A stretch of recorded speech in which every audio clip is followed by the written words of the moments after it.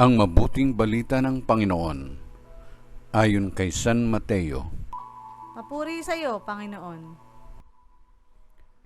Noong panahong iyon, sinabi ni Jesus, "Pinasasalamatan kita, Ama, Panginoon ng langit at lupa,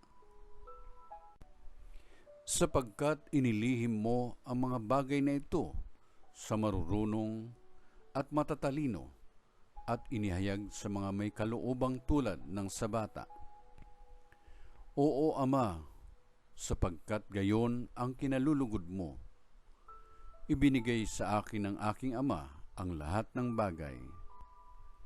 Walang nakakikilala sa anak, kundi ang Ama, at walang nakakikilala sa Ama, kundi ang anak, at yaong marapating pagpahayagan ng anak." Ang mabuting balita ng Panginoon. Pinupuri ka namin, Panginoong Hesukristo.